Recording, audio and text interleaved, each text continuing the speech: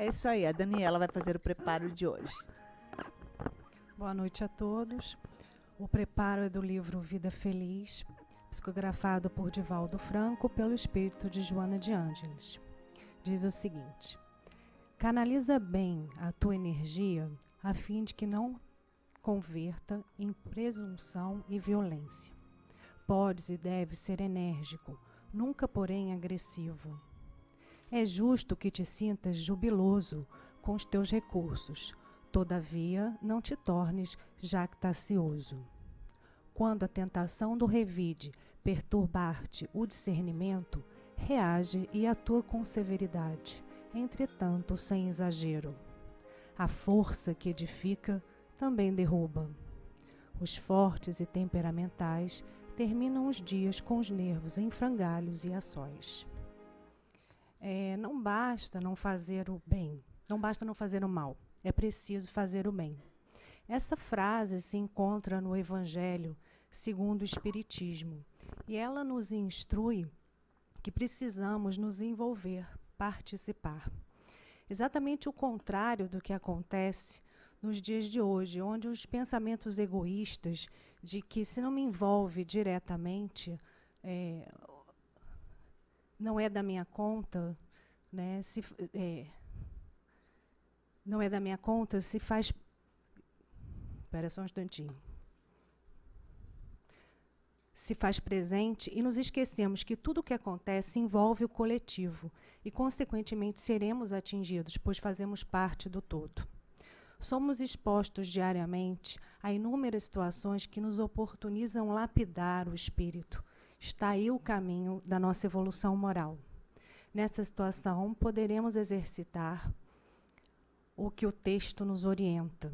É possível ter poder sem autoritarismo, autoridade sem prepotência, conhecimento sem arrogância, sempre que exercitarmos a humildade, a solidariedade e, acima de tudo, o amor ao próximo como a si mesmo. Os espíritos nos dizem disciplina, disciplina e disciplina, ou seja, temos que manter o foco, entendendo que todos possuímos desafios e que somente através do nosso esforço pessoal poderemos alcançar a transformação necessária. Que sejamos gratos e que saibamos aproveitar cada uma dessas oportunidades. Muita paz a todos.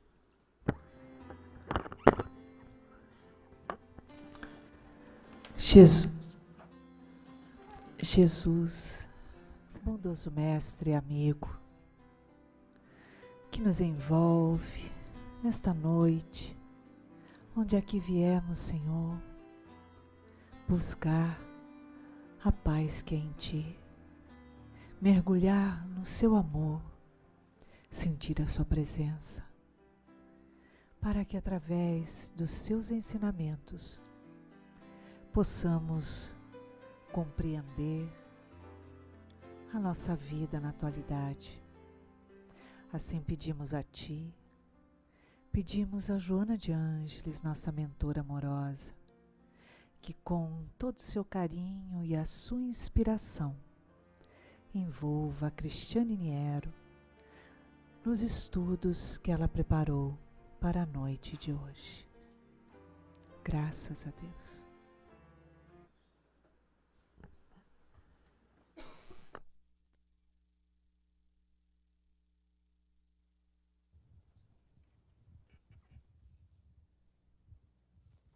Boa noite a todos.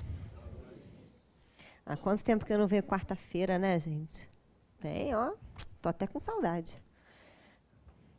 Tenho até medo de falar isso, né? Que você fala, tô com saudade, meu bem. Você não para nunca mais de falar na quarta-feira. Oi? Quarta acima também, não. Mas vamos embora, vamos com calma. Hoje nos cabe aqui uma passagem do Evangelho que se intitula Muito se pedirá àquele que muito recebeu. Não sei o que vocês pensam quando isso passa pela cabeça de vocês, quando a gente lê um negócio desse, mas até dá um medo de receber qualquer coisa. Né? Você já não quer mais, já agradece, já pode ficar para Jesus, pode ficar para Deus, você já nem quer mais. Né? Porque muito se pedirá, a gente pedirá o quê? Né, meu Deus, o que vai acontecer? E aí, são duas passagens que Jesus fala, e Jesus, vocês já perceberam, eu falei isso aqui no sábado, e eu vou repetir aqui, já perceberam que todos esses grandes sábios da humanidade, eles não podem falar assim na lata? eles têm que falar de um jeito misterioso, assim, né? Solta uma fumaça, fala uma parábola e sai. Aí você fica 2000 anos tentando entender o que o bendito quis dizer. Esse momento é uma delas. Olha Jesus. Isso aqui está no capítulo Muitos os Chamados e Poucos Escolhidos, que dá até um medo de você ler também, entendeu? Você lá fala que eu não quero, né? Que eu, se eu for chamada, vai que eu sou rejeitada, né? Vai que a coisa não dá certo. E tem várias coisas ali dentro, que eu não vou citar os tópicos, porque senão eu vou querer falar de cada um. Então, vou citar só esse, que é muito se pedirá aquele que muito recebeu. E aí é o seguinte, isso está em Lucas, tá? Capítulo 12, versículo 47 ao 48. Diz assim: o servo que souber da vontade do seu amo e que, entretanto, não estiver pronto e não fizer o que ele queira, o amo, será rudemente castigado. Mas aquele que não tenha sabido da sua vontade e fizer coisas dignas de castigo, menos será punido. Muito se pedirá àquele que muito tem, se houver dado, né? Que se houver dado. E maiores contas serão tomadas àquele a quem mais coisas seja confiado.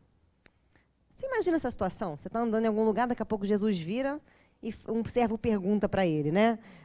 Não, ele vira e fala: um servo que souber aquilo que o amo quer e não fizer, vai ser muito cobrado. E um servo que não souber aquilo que o amo quer e fizer um troço digno de castigo, não será pedido muito dele. Aí, do nada, ele solta a frase, né? Para fechar, para fazer o efeito, ele fala lá: muito se pedirá àquele que muito se houver dado. E maiores contas serão tomadas àqueles a quem mais coisas haja sido confiado. Você não entende nada e volta aqui encarnar em 2016, não entendi porcaria nenhuma, né?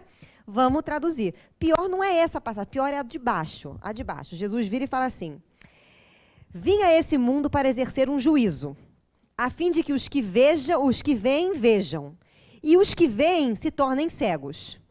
Alguns fariseus que estavam com ele, ouvindo essas palavras, lhe perguntaram: também nós somos cegos? Respondeu-lhe Jesus: se fosseis cegos, não tereis pecado. Mas agora dizes que vedes, e é por isso em que vos permanecereis em vosso pecado. A única pessoa que está salva aqui é Iraci, que não achou a data ali no negócio, né? Porque já está cega, né? Já cegou. Tá bem, já evoluiu, entendeu? É a única que sai daqui. Porque você escuta um negócio desse, você fica pensando, mas que? Né? Se eu fosse um discípulo, eu ia falar assim para Jesus: pare. Repita. E aí a gente ia ficar eternamente nesse negócio do repita, que eu não ia entender. Mas, graças a Deus, você fica encarnando não sei quantos mil anos para poder, né, ter uma sacada no final. Espero que eu tenha entendido, espero ser cega em algum momento. Vamos lá.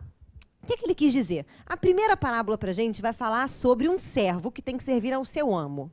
A minha pergunta para vocês é: quem é o amo de vocês? Por que eu estou fazendo essa pergunta? Porque Jesus, ele não falava as coisas para ser fofo, bonito, querido, aceito pelos amigos, né? Jesus, ele falava a coisa que você tinha que ouvir. E ele não vai falar para você o que você tem que fazer nunca. Jesus não está nem aí porque você faz. Ele está aí para o que você é. Porque se você for uma pessoa boa, você sempre vai fazer o bem. Mas se você for uma pessoa má, você pode até fazer uma coisa boa. Mas porque você é má e o mal significa ignorância, você vai estar fazendo alguma coisa, mas não vai estar consciente de que é uma coisa boa. Então, para você vai ser uma coisa má. O pessoal ficou meio bipolar, mas é má, tá? O final do negócio é má. Então, vamos lá. Aí você começa a parar para pensar. E aí, essa pergunta que eu faço para vocês. Vamos supor que nós estivéssemos lá e nós ouvíssemos essa parábola de Jesus, né? Quem é o seu amo? Aí, como a gente está no tempo religioso, a gente fala aqui, né, gente? Deus. Isso, ponto para você. Aonde está Deus? Você tem que ouvir a voz do seu ânimo. E aí, quem vem explicar para a gente onde é que está Deus, como é que funciona essa parnafenária, né, toda, é Joana de Ângeles. Ela vem dizer o seguinte para você: qual é o caminho para você achar Deus? As pessoas pensam que Deus, elas confundem Deus com Jesus, já perceberam? Muitas vezes a gente faz prece para Jesus, né? E Deus? Deus não sabe o que é, nem pensa, entendeu? Mas os grandes sábios da humanidade, os grandes santos, os grandes homens iluminados, eles falavam diretamente com quem? Com Deus. E se dá para eles, dá para você, meu filho, porque não tem diferença nenhuma. Então, vamos embora. Aí vem Joana dizendo que o Deus que Jesus está falando, que o Espiritismo proclama. É o Deus dos hindus, que é um Deus imanente e transcendente. O que é isso? Imanente, que ele está dentro. Imanente, né? A palavra in vem de dentro. Ele está dentro de tudo e de todos. De todas as coisas, dentro do ar, dentro da madeira, dentro do óculos da Iraci, dentro da Iraci, entendeu? Dentro de você, dentro de mim, dentro de tudo. Ele está dentro. E ele é transcendente, ou seja, ele vai além da criação dele, porque ele sempre vai estar criando, e por isso que ele é infinito. Então, esse Deus que está imanente, você tem que achar. A Joana chama esse Deus imanente que está dentro de você do seu self. E toda a busca que a gente faz aqui no Espiritismo de reforma íntima é achar o seu self. Achar o seu self, não achar o seu eu, seu Deus interior, não é você mudar. Porque as pessoas também têm a ideia de que, para elas serem boas, elas têm que ser igual aos ursinhos carinhosos, né? Que elas têm que ser fofas, elas têm que falar com uma voz assim para não assustar os outros, né? Chorar bala, né? E, sei lá, e dar pirulito para todo mundo, né? E aí você pensa, eu não sei vocês, mas quando eu era pequena, eu gostava de ver He-Man, porque se eu visse ursinho carinhoso, eu pegava uma diabetes nos 5 primeiros minutos, assim, do desenho, né? Que era tudo na nuvem, tudo muito fofo, né? Vai dando uma diabetes, você pode ficar doente com aquele negócio. E as pessoas pensam que espírito iluminado é assim. Aí você vira para esta criatura linda, que parece uma Barbie, e pergunta, Joana é boazinha? Olha a cara dela, não precisa responder. Não precisa responder. A Joana, segundo o Divaldo, é severa. Aí você fala, mas era um espírito de luz, por isso mesmo que ela é severa. E ela não tem nada a ver com o ursinho carinhoso. Então, o Jesus também não tem nada a ver com o ursinho carinhoso. É mais ou menos isso. Então, quando a Joana traz essa proposta para a gente, de que você não tem que ser, né, bonzinho, passivo, você tem que ser ativo, então a Joana fala para você, descobrir o seu self é você usar todas as potências que você tem na sua alma, desde amar, né, a gritar, como a gente acabou de ler no nossa passagem, né, desde você ser austero a você ser dócil, de uma maneira consciente. O que é consciente? Por que você faz isso? E olha como a gente é, vou dizer que a gente é meio retardado mesmo, e a gente é, né? Por quê? Olha só que coisa louca. Quando você fala assim, eu amo fulano, quem é o autor do amor? Você. É o pessoal do português aqui, gente, né? Quem é o sujeito? Quem ama? Eu. Logo, eu, né? E o amor é uma coisa que você gera e que você sente. Ninguém mais vai sentir o amor que você sente. Então, se eu perguntar para ela assim, você me ama? Ela vai dizer, amo. Se eu perguntar, mas como? Ela vai falar assim, muito. Uhum. Aí, se eu falar, mas muito como? Ela vai me dar um passe. E fica nisso, entendeu? Por quê? Porque eu nunca vou saber o quanto. Só que, gente, amor é um sentimento, certo? E a raiva? Aí a gente que é debilóide vira e fala assim, fulano me irritou. Fulano gerou a irritação em você porque fulano é o Harry Potter, tem um Z na testa e uma vara de condão e a irritação, papam, e aí você fica irritado. Não, é você que se irrita. É você que gera, é você que sente, logo você que tem que domar. Só que nós somos tomados pela raiva, tomados pelo medo, tomados pela culpa, tomados pela angústia, tomados pela introspecção. Enquanto nós não nos tornarmos autônomos, o que é autônomo? Autor de si, autodominar, né? Nós nos dominarmos, tivermos autoconsciência. Por que eu tenho culpa se eu não tenho que ter culpa? Então eu trabalho a minha culpa.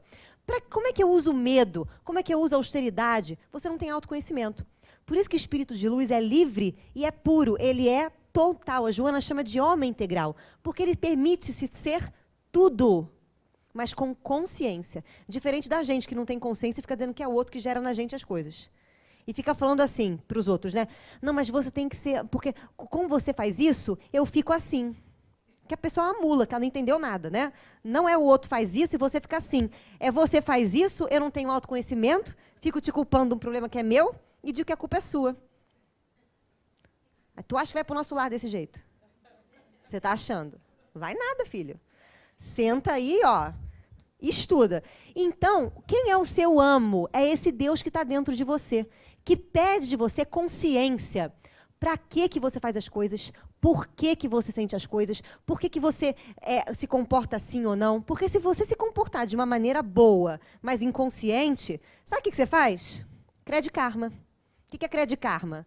né? Você tem lá, né, os seus débitos, né, os seus méritos e os seus deméritos. Ou seja, você tem as coisas boas que você fez na sua vida e os podrinhos, tá? É assim. Só que, gente, um mérito é eterno? Se você faz um bem aqui, esse bem é eterno? Não, ele é uma ação limitada. Só que a gente pensa que é eterno. Muito louco, né? E o demérito também não é eterno, e a gente se culpa eternamente. Então, se você fizer alguma coisa inconsciente, você vai estar no mérito, demérito, mérito, demérito. Aí você vai ficar reencarna e desencarna, reencarna e desencarna, reencarna e desencarna. Então, isso não é legal. Seu objetivo é se iluminar. Se é se iluminar, é você olhar para o mundo e falar assim para si. Quando você fala assim, quando você voltar, você fala, eu não. Eu não voltarei. Eu só psicografarei, né? Quando você voltar, né? Na outra vida, né, você vem, psicografa, mas era assim como ela já está cega, que a gente vai ler na segunda parte, que ela já entendeu, ela não vai voltar. No caso, você pode voltar, ou o seu marido, com certeza, vai voltar, né? Pessoas que vocês não gostam vão voltar, você psicografa pela pessoa, mas você não vai voltar. Então, é isso que ele está falando. Quando você tem consciência das coisas, para que você faz as coisas, ou por que você deveria agir, se você não faz, você tem uma culpa consciente. Então, é isso que vai ser pedido de você. Quanto mais consciência acerca de si você tem, mais as situações vão trazer para que você continue se tornando consciente. Agora, se você não está nem aí fora do Brasil, é aquela história. Já percebeu que bêbado tem anjo da guarda? Que nada acontece com bêbado. O bêbado vai, rola, né? O cachorro lambe a boca, ele faz não sei o quê, e o bêbado volta para casa são e salvo. Aí você que não é bêbado, tropeça, cai, quebra a perna, vai parar no consultório da Nailê, todo bichado. Ou seja, quando a gente brinca disso, é exatamente isso. O ignorante, a pessoa que é ignorante acerca de si mesma, se ela fizer alguma ignorância, ela já está no 0 a 0. Então, ela não vai pagar por aquilo que ela não sabe. Agora, quando a gente sabe de alguma questão, e que questão é essa? Vocês me desculpam, mas hoje agora eu vou anunciar o apocalipse, tá? Que significa o seguinte, ninguém que está aqui dentro desse recinto vai ter uma vida sentada no pudim, tá? Moleza. Não. Por quê? Porque vocês já sabem que tem que fazer autoconhecimento. Nem ri, gente. Dá até um frio na barriga. Não ri, porque aí você fica pensando, será que eu estou fazendo, né? E aí a coisa começa a complicar. Então, não ri, porque a gente já... o bom, gente, é que a gente vai estar unido no umbral. Todo mundo, quando a gente desencarnar, você faz, você já reconhece teu amigo, pega o teu par e nada junto. E espera a galera de branco vir e grita para eles, entendeu? Que uma hora eles ouvem, uma hora resgata, você vai para o nosso lar lindo, né? Maravilhoso. Agora, então, o bom é que a gente vai estar junto. Então, tem que entrar nessa questão de autoconhecimento. E quando você entra na questão de autoconhecimento, acontece a segunda parábola de Jesus. Olha o que ele está falando. Vim aqui neste mundo para fazer um juízo, a fim de que os que não veem, vejam, e os que veem se tornem cegos. Você fala, não faz o menor sentido. Não faz o menor sentido, porque aqueles que não estão vendo têm que ver, e quem vê tem que fechar o olho, então você tem que fazer o quê? Né? Vamos lá. Quando você fala de ver, quando você está no mundo, tá? Encarnado, você jura que você está vendo o que você está vendo. Como assim você jura que você está vendo o que você está vendo? Vou fazer um exercício ótimo com vocês aqui. Pensem naquela pessoa que vocês adoram, tá? Só que com hashtag só que não, tá? Aqui. Pensa naquela pessoa que você adora se ela morasse em Plutão, né, gente? Que é um lugar um pouco distante, não dá conflito, né? Pensa naquela pessoa que você fala assim, se eu fosse Deus, eu tacaria um raio, eu falaria, deixa de existir, pá! A pessoa faz só aquele pozinho e volta para o éter, né? Que é aquela pessoa que você fala que ela não precisava da existência dela, né? Pensa nessa pessoa. Pensou? Todo mundo tem uma. Se você caiu numa de espírita hipócrita, não tem não, eu gosto de todo mundo. Fica falando isso que a Joana vai botar alguém na tua vida, porque se você está nesse mundo, você tem que não gostar de alguém. Começa assim, né? Então, acha a pessoa aí. Pensa no santo. Pensou no santo? Agora eu quero que vocês pensem numa pessoa que é amiga desse santo, que gosta desse santo, que acha esse santo legal, que acha essa pessoa que você acha um demônio, ela não vê nada do que você vê. Ou aquela pessoa que você chega para ela e fala assim, ai, fulano, é isso, a pessoa vira para você e fala, é mesmo, e no dia seguinte já está tomando um chopp com um cara não sei aonde. E feliz da vida, tirando uma foto assim, postando selfie, né, não sei o quê, sei lá o que a pessoa faz. Cara, então significa o seguinte, será que você vê o que você vê? Ou você vê o que você precisa ver? E quem que precisa ver, né? Assim, a sua mente. Será que você vê uma projeção do que está aqui dentro da sua cabeça? Ou será que você vê a realidade? Só por esse exemplo, você já descobriu que você vê o quê? Uma projeção. Por isso eu vejo no outro o que eu não vejo em mim. Já é a primeira... Ah, mas o fulano é assassino, não vejo isso em mim. Você mata mosquito? Só para saber, né? Só que só foi uma, né? Enfim, então vamos lá. Quando a gente faz esse tipo de projeção, o que que acontece, tá? Você não vê a pessoa, você vê os seus conflitos projetados na pessoa. E é por isso que a gente tem problema com os outros, porque a gente vê, é como se a gente tivesse um óculos chamado a nós mesmos, né? Que se fosse colocado na gente, e a gente vê o mundo pela nossa perspectiva. O nome disso aqui é realidade. Perceberam que eu não sei escrever, né? Psíquica. O que é realidade psíquica? É o que a gente trabalha muito, né, dentro da psicoterapia, que é você vê uma coisa, mas nem sempre é essa coisa. Vou dar um exemplo. Uma pessoa, por exemplo, que tem necessidade de aceitação alheia, ela tem uma culpa muito grande dentro de si e não sabe que tem, tá? A pessoa que se culpa, que não sei o quê. Se ela pegar uma pessoa que ela gosta muito, normalmente isso acontece no clã familiar, ela vai escolher um para Cristo, né, que é o demônio que você pensou aqui, tá? Ela vai escolher essa pessoa e ela vai achar que essa pessoa o tempo inteiro está alfinetando ela. Então, por exemplo, né, se ela vira para a pessoa e fala assim, eu vou fazer vou cortar meu cabelo. Se você tem algum problema de aceitação com essa pessoa vira para você e fala assim, mas você vai gastar um dinheiro com isso? Pronto. Para você, ela está te alfinetando. Mas para a pessoa, ela só está perguntando o quê? Se você vai gastar um dinheiro com aquilo. Porque ela só quer saber isso, entendeu? Se você acha que vale a pena. E se você falar, vou, ela vai falar, tá. Mas aí você não faz isso. Você faz, o que é? O dinheiro é meu, não sei o que, eu rasgo, não. Calma, filho. Ou seja, então, essa pessoa daqui, na verdade, ela está o quê? Cega. Porque ela vê as pessoas pela realidade psíquica dela. Ela não consegue ver a verdade. Ela não consegue separar a pessoa que ela projeta aquilo da pessoa. Isso acontece muito com o jovem, por exemplo. O jovem, quando na verdade, passam por várias fases, né? A criança, quando começa, né, quando ela chega nos 6 anos, ela começa a fazer um pacto com quem? Com o 666. Que só acaba, tá, gente? O pacto só acaba com os 12 anos. Mas dos 12 anos até os 18, mais ou menos, ela faz um pacto com quem? Com os amigos do 666. Bin Laden, né? Vai botar aqui Saddam, toda aquela galera do umbral. É por isso que seu filho dá problema, entendeu? Porque ele está aqui, sintonizando aqui na Rádio Umbralina. Então, como é que funciona isso? Funciona da seguinte forma. O jovem, né, tá na puberdade, tá achando que é dono do seu nariz, quer ter suas vontades, acha que, né, tem as suas opiniões, começa a criar personalidade. Aí a mãe dessa criatura vira para ele e fala assim, não, você não vai sair, você não vai na festa tal, não vai fazer isso. Por quê? Você não confia em mim? Aí o pai, no íntimo do pai, o pai tá assim, não. Mas aqui na cara tá, confio, filho, são os outros, né? Ou seja, e aí o que o jovem vai fazendo? O jovem vai criando uma birra com o pai, uma birra com a mãe, e ele vai querendo buscar a independência dele. Só que, na verdade, não é independência que ele está buscando. Ele não se conhece, ele não sabe nem por que ele tem aquela vontade de fazer alguma coisa. Por que ele tem que contrariar leis? Por que ele tem que sair do quadrado? Por que ele tem que fazer isso ou aquilo? Então, toda essa história daqui está falando de um conflito que essa criatura guarda de poder dentro de si. Mas como ela é cega, ela é ignorante, ela não consegue enxergar. Ela confunde a mãe com o problema dela, o pai com o problema dela, o vizinho, o namorado, e ela cria um conflito.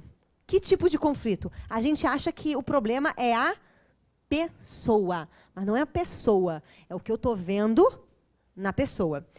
Quem tem autoconhecimento sabe disso na hora e fala, cara, estou com algum problema, não é fulano, mas é o que eu estou vendo no fulano, então o problema está dentro de mim. E começa a ir se questionar, ir buscando as suas questões, as suas feridas, ir se trabalhando. Esse já enxerga. E é por isso que ele se torna cego. Cego para quê? Para esse tipo de mimimi, dessa realidade tosca de achar que isso aqui é real. Não, isso aqui não é real. Isso aqui, na verdade, é como se o universo tivesse conspirado, né? Deus conspirou o universo inteiro para que você pudesse teatrizar a sua realidade psíquica. Por isso que cada um vê de um jeito. Vocês estão entendendo? Parece que eu tomei um ácido agora, né? Quando eu falei que tudo constelou, que o universo está muito louco. Nessa hora, eu tenho certeza que essa palestrante não está pura. Ela não está pura, ela está vendo coisas e gnomos e está falando essas coisas. Mas é isso, gente. Então, é a pessoa que já não vê mais o outro como o seu problema, mas entende que o problema de si mesmo e começa a trabalhar, esse tem os olhos de ver. Ele sabe para que ele está vivo. Aliás, ele sabe por que as pessoas passam na vida dele. E por que elas vão embora. Sabe, inclusive, por que é que as coisas acontecem na vida dela. Porque ela não vê um simples acidente de carro como um acidente de carro. Ela busca um sentido profundo para aquilo. Porque ela vê que Deus conspira o tempo inteiro para você abrir os seus olhos. Ter os olhos de ver. Olhar para além da matéria. Isso é espiritualidade. Não é só você acreditar que tem vida após a morte, tem o nosso lar. É você olhar para além disso. Porque os indivíduos que vão para o nosso lar não estão iluminados ainda. Eles ainda precisam aprender. Aprender o quê? A ver. Você não vê, por exemplo, no filme, todo mundo viu o filme Nosso Lar, então não é spoiler, tá? Que está André Luiz lá e ele encontra aquela paciente dele que tinha vontade de murrar a cara dela. Né? Aquela que ficava, doutor Luiz, meu marido. E rezando pro marido dela morrer, o cara que não morria. E aí, o que acontece? A gente ri porque tem gente que faz isso, né, gente? Tem gente que reza que, Senhor, eu estou aqui não por mim, por fulano. Leva logo que é um santo, né? Mas, enfim. Então, aí André continua vendo ela, quando ele chega lá, como se ela fosse o quê? A chata. Só que, com o tempo, quando ele vai tomando consciência do que é a vida, de que a vida inteira dele, ele teve aquela situação para ver se ele ganhava um pouco de autoconsciência, ele começa a ver ela como uma outra pessoa. E é por isso que a Joana fala, quer mudar o outro, comece por você muda a perspectiva que você vê o outro, se você muda a questão que você tem internamente. Senão, você não muda. Senão você continua se afetando pela pessoa, se incomodando com a pessoa, e para atenuar a culpa de você estar em débito consigo mesmo, você diz para os outros que você a perdoou. E que está tudo bem, que eu não tenho nada contra a pessoa. Mas sempre tem uma vírgula na sua cabeça quando você fala isso. Vírgula, mais 3 pontinhos, continua no próximo capítulo, né? Que aí são páginas. Exatamente. Aí você postega para a próxima encarnação. Fica lá você no Credit Karma, entendeu? Aí não rola. E aí o que acontece? Quando você se cega, que você passa a ver a vida tal como ela é, o sentido das coisas, das pessoas, você entra num processo de plenitude. Você entra num processo de paz. Você não fala mais assim, fulano me irrita. Você fala assim, eu me irritei com fulano. Mas rapidamente eu perguntei por quê. E rapidamente eu obtive a resposta. Porque eu estou acostumado a fazer o autoencontro. Então, por esta razão, fulano não me irrita mais. E por essa razão você pode gritar. Porque quando você grita, você não tem nenhum tipo de mentira na sua visão. Você não está gritando para humilhar o outro porque você está afetado. Muitas vezes você está gritando porque tem que se gritar. Quando que tem que se gritar? Vou dar um exemplo. Quem tem filho pequeno é que sabe, né, gente? Ah lá, todo mundo ri. Porque teu filho está aqui, ó. Entendeu? Tá nesse bolo, e aí você não falar para ele, você não gritar, o menino lambe a tomada e morre, né? E você tem que dar uns gritos para a criança ficar, opa, né? Para dar uns limites, para a criança ficar esperta. Então, e você quando grita com a criança, você quer humilhar ela, você tem vontade de gritar com ela para falar assim, porque eu sou mais experiente que você, sua criança de 6 anos. Você faz isso? Primeiro que você já sabe que você é mais experiente, que se você não souber, tá aqui meu cartão, no final você me procura, porque tem algum problema com você, tá?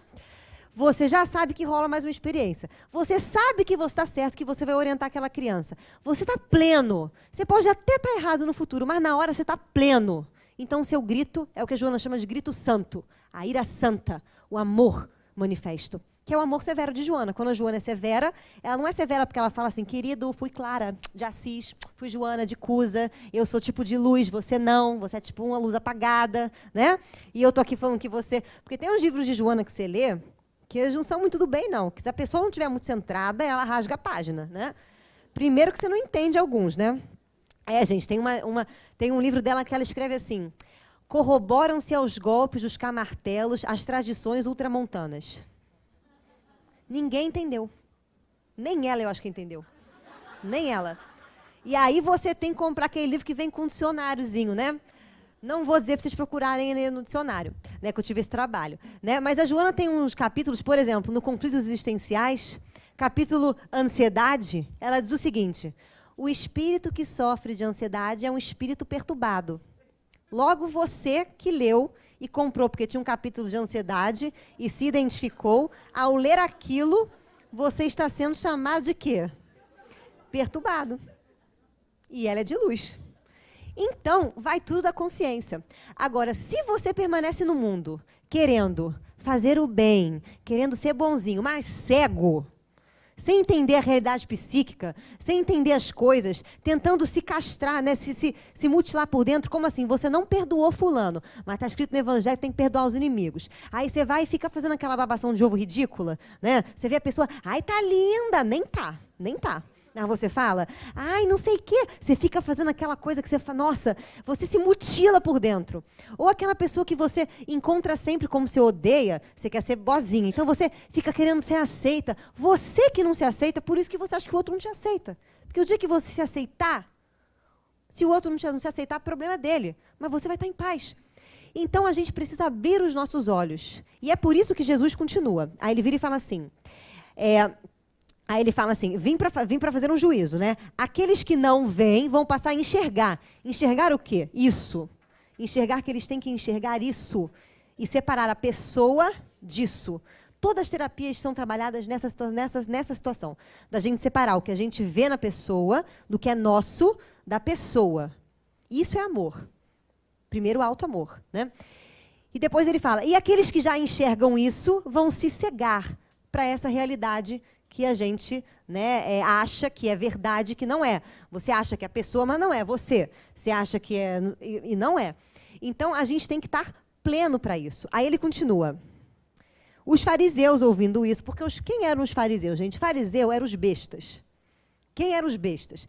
Todo mundo tem um amigo besta, aquele amigo que o nome dele tinha que ser Tassi. Tassi achando, sabe? Tassi, né? É o Tassi. Quem era o fariseu? O fariseu era aquele cara que fazia... Vou dar um exemplo do fariseu espírita. O fariseu espírita é aquele espírita de carteirinha que está no centro espírita de segunda a domingo, faz todos os trabalhos, lê todos os livros, mas é um idiota, né? Com um I maiúsculo, porque ele é um indivíduo, né? O nome dele tinha que ser fulano idiota, né? Não sei o que lá. Por quê? Porque ele não faz autoconhecimento. Ele simplesmente faz máscara de autoconhecimento. Ele se maquia o tempo inteiro. Então, ele entra no centro espírita e está lá, parece um ursinho carinhoso. Entendeu? E aí o ursinho carinhoso chega em casa e não sabe por quê. Tem conflito com a mulher, conflito com não sei quem, mas aí ele guarda aquela culpa. Tem que ser um ursinho carinhoso. Aí ele se culpa, aí fica lá. É esse espírita. Esse era o fariseu, que conhecia a Torá de cabo a rabo, mas estava fazendo rituais. O que é rituais? Estava achando que da Torá estava escrito alguma coisa para você fazer. É como a pessoa que lê o Evangelho está tentando achar que Jesus mandou você fazer alguma coisa. Ele mandou você ser. Depois que você for, você faz. Porque se você não for e fizer, é a mesma coisa que você não fizer. Por quê? Se você não se ilumina internamente, tá? Se você não trabalha autoconhecimento, você é zero aqui dentro, tá? Vamos colocar aqui assim. Vamos dar um outro exemplo, tá? Se você faz uma ação, se você é uma pessoa iluminada, você é o 1. Se você faz uma ação iluminada, a sua ação também vale 1, logo você soma 2. Se você é uma pessoa que não tem iluminação dentro de si, é 1, e faz uma ação pela sua ignorância, você faz menos 1, então a sua somatória é 0. Significa o seguinte, que se você não tem luz dentro de si, não tem autoconhecimento, e faz alguma coisa, mesmo que seja bom, você está fazendo uma coisa chamada assim, bom karma. O que o bom karma vai dar para vocês? Vai dar para vocês uma outra vida que você encarne, por exemplo, não no Brasil. Já é bom começo. Entendeu? Você vai para outro lugar, mas você pode encarnar, sei lá, em Paris, né? Imagina que lindo, imagina a gente em Paris. Olha que maravilhoso, na Torre Eiffel, eu vou gritar naquela torre e você vai ver um negócio, eu vou subir gritando naquele elevador. Só fazer uma ruaça, né? Enfim. Oi? Porque eu vou ter que... Brasileiro, exatamente, que eu vou ter aqui o encosto brasileiro que vai me acompanhar em toda a vida que eu for vai ser assim, né? Só não vou furar fila, né, gente? Porque eu tenho uma experiência horrorosa. Quando eu estava na Torre Eiffel para subir, tinha uma espanhola na minha frente, que espanhol é um povo que eu não quero passar muito não, depois que eu ver essa experiência, né? A espanhola estava lá, espanholizando feliz. Aí entrou uma sueca, ela passou para encontrar com o marido e os filhos estavam lá na frente. Mas na hora que a sueca entrou na fila, ela catou a mão, deu um escutador, né? Pá! Eu falei, Jesus! E aí a sueca, she hit me, né? E aí, eu falei, o que é isso? E tomou outro tapa. Aí eu pensei, você está reclamando de estar no Brasil? Pelo menos você não apanha na fila, né, gente?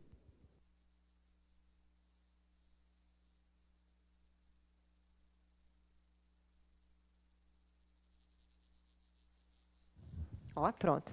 Então, o que acontece? A gente tem que estar em mente que a gente tem que se iluminar.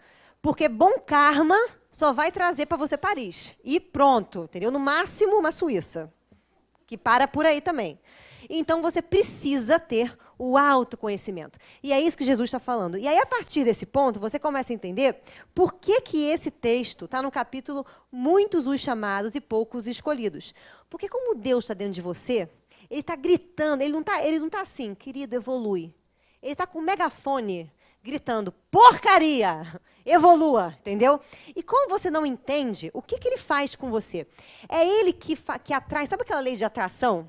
Né? Como é que você percebe a lei de atração? Todo mundo tem uma amiga que tem um dedo podre para escolher namorado. Ou pode ser o seu também, dedo, né? Você deve ter pensado, pode ser eu, né? Que escolhe, você vê que ela sai de um ruim para um pior, de um ruim para um pior, de um ruim para um pior. E ela só faz isso. Aí você fica, gente, que essa menina tem algum problema. Ela é meio masoquista, né? Não, esse dedo podre dela é um podre que está dentro dela, que ela não consegue ver. Aí a vida vai organizando as circunstâncias para ver se ela se ilumina. Entendeu? Se ela não se iluminar, se não der nas circunstâncias, o que Deus faz? Deus manda a doença para você, para o seu ser, entendeu? Aparece uma pereba em algum lugar, entendeu? Aparece alguma coisa para ver se você, beleza, entendeu? Por quê? Porque a doença fala, gente. Perguntem para a sua doença que ela vai falar. Pergunta aí para o seu estômago. Estômago, como é que você está? Ele vai falar assim, não entra nada. Porque se entrar, eu queimo. E aí você pergunta, o que na sua vida não está entrando? O que você não está... A doença fala. E é exatamente isso. Isso, gente, é você ter os olhos de ver. Por isso que Jesus falou, né? Muitas das vezes, quando ele falava uma parábola dessa, ele falava assim, entenda quem puder entender. E saía. Entendeu? Hoje você vai fazer isso, entendeu? Você vai chegar para o seu marido em casa, para a sua mulher em casa, e vai falar assim para ela, eu quero abrir os meus olhos para quando eu abrir, Deus me cegar. Entenda quem tem o ouvido de entender. E vai ser isso, entendeu? Você tem que ser esperto, porque aí a pessoa para de encher teu saco também. Tá no centro espírita, volta desse jeito. E aí o dia que você falar isso, ele vai saber que você é santo, porque santo só fala em enigmas, né? Para você entender depois. É isso. Aí, então, vamos lá, gente, que agora eu vou pegar aqui só para a gente... Agora que eu já passei do tema, a gente pode falar aqui, ó. Muitos chamados e poucos escolhidos. E o que tem nesse capítulo que eu estou falando para vocês? Esse é um dos capítulos coração do Evangelho. Por que coração? Porque nele que tá dizendo tudo aquilo que você tem que pegar. A mística do Evangelho está ali. Não que ele não esteja em outros capítulos, ele está... Tem uns capítulos, por exemplo, aquele estranha moral, odiar pai e mãe. Aquilo ali é a receita do bolo para você poder começar o processo aqui, né? Mas esse aqui é o processo, né? Então ele vem falando assim, muitos chamados, poucos escolhidos. Todo mundo é chamado o tempo inteiro, porque Deus está dentro de você e está criando situações para você se iluminar o tempo inteiro. Mas poucos são os escolhidos, porque poucos se iluminam. Tem gente que passa por essa vida, né, como se fosse uma hidra. Sabe o que é uma hidra, gente? Hidra é aquela plantinha gosmenta que cola na pedra e fica só retendo, né? A vida passa e ela está lá, hidrando. É assim, entendeu? Não seja uma hidra, né? E aí ele vem falando assim, parábola dos festim das bodas, que é isso? O festim das bodas é exatamente, na verdade, o festim das bodas é a parábola que tem mais conteúdos simbólicos para a gente trabalhar, aonde vai falar desse processo de autoconhecimento todo, na mística de você, do casamento interior que você tem que fazer, por isso é bodas, de quem não faz o casamento que vai ser escorraçado da festa, tudo isso. Depois fala da porta estreita. Por que porta estreita? Porque a pessoa que está focada no autoconhecimento, ela não se dá o luxo de falar assim, não vou pensar nisso. Se acontece algum troço, ela fica igual o ovo fritando, sabe? Ela fica ali assim, até ela descobrir o que é. Ela não cansa, ela vai até o final, ela é incansável, ela é quase masoquista. Por quê? Agora você vai entender por que os santos também são assim. Porque não é que elas gostem de sofrer, é que elas gostam de se descobrir. Então, se tem alguém, algum troço incomodando elas, elas não param até entender, até o troço não, até parar de incomodar. Elas vão se questionando, se questionando, se questionando, se questionando. Elas não se enganam. Joana de Ângeles diz para essas pessoas que existem 2 tipos de pessoas no mundo. As infantis psicologicamente e as maduras psicologicamente. As maduras psicologicamente erram. E erram muito. Erram mais do que as infantis psicologicamente. O problema, a diferença, né, é que as maduras, elas não estão preocupadas com o erro. Elas estão preocupadas no aprendizado. Então é por isso que elas se permitem errar, para poder aprender. E as infantis morrem de medo de errar. Então elas erram pouco, mas elas continuam para sempre infantis. E então a porta é estreita por isso, porque fica na sua cabeça aquilo, ou para quê, para quê, para quê? Ah, é meu orgulho, tá, mas é o meu orgulho por quê? O que é orgulho? É orgulho ferido? O que é o egoísmo? O que é isso? Ah, mas meu orgulho é porque feriu o meu ego, tá, mas por que feriu o seu ego? Da onde vem isso? Cava fundo, né, para poder se descobrir. Aí depois ele vem dizendo que nem todos aqueles que dizem Senhor, Senhor, entrarão no reino dos céus. É óbvio, o reino dos céus é essa paz instaurada dentro de você. Então ele está falando o seguinte, não adianta você ter religião ou ser um religioso se você não fizer autoconhecimento. E aí ele vem com muito se pedirá àquele que muito foi dado, e as instruções dos Espíritos para fechar é dar-se-á àquele que tem, e aquele que não tem se retirará até aquilo que ele poderia ter e não tem. Aí você fica pensando, como assim? Simples. Para aquele que já tem autoconhecimento, tudo será dado. Percebe que, né, e aí Jesus fala isso na Bem-aventuranças, os lírios do campo são mais bonitos que as vestes mais bonitas de Salomão. Os pássaros no céu não morrem de sede e nem morrem de fome, porque Deus sempre dá a eles o que? Prover. A gente tem que ser como pássaros. Sempre o universo vai dar para quem se ilumina. Sempre a vida vai conspirar a favor. Mas para aquele que ainda está aprendendo a se iluminar, a vida vai tirar. Porque talvez ele só pare para pensar no para que serve a vida quando ele não tiver. E aí ela fecha dizendo, pelas suas obras é que se conhece o cristão. Obras não são obras. Não é o seu comportamento, tá? Porque aqui a gente vai encontrar a palavra ato e não atitude. E ato é a sua vontade. Quando você sabe o para quê das coisas que você faz, você dá a vazão à sua vontade em atitudes de maneira consciente. Esse é o cristão, porque a palavra Cristo significa encontrar o seu Christos, o seu Cristo dentro de ti, o seu Deus interior, o seu eu profundo. Então, que a gente reflita nessas questões do capítulo, porque elas são de suma importância para a nossa vida. Que a gente possa passar a nossa existência, sim, fritando igual ovo, né, queimando aqui a nossa cabeça, para poder refletir o para quê das coisas. Porque é só assim que a gente se liberta. Ninguém vai dar a liberdade para a gente. Ninguém vai dar as coisas de mão beijada. Somos nós que vamos conquistar. E por quê? Porque a gente se ama, porque vale a pena investir em nós. E se a gente não acha que vale a pena investir em nós, nós temos que rever os nossos conceitos. Porque Deus acha. E se Ele acha, como eu não acho? Então, que a gente reflita e que a gente ame cada passo que a gente der. Mas ame sempre se perguntando. E não tenha vergonha dos erros e nem vergonha do passado. Mas alegria e orgulho por ter vivido aquilo, por hoje poder estar aqui, fazendo esse momento de reflexão. Desejo a todos uma boa noite e uma excelente semana. Muito obrigada.